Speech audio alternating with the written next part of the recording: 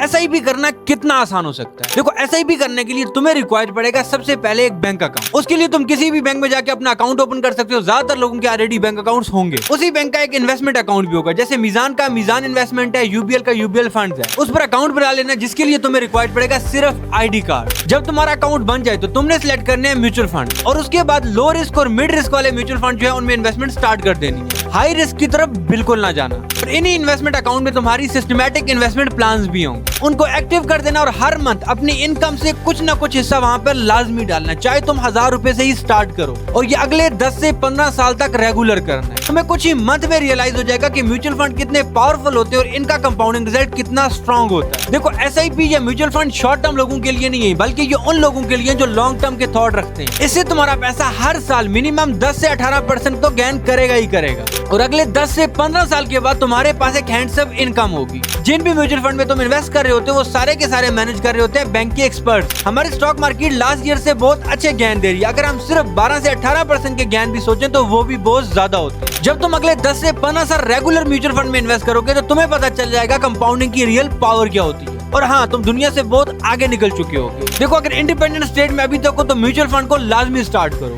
क्योंकि तुम्हारी real wealth जो है वो इन्वेस्टिंग से ही बनेगी।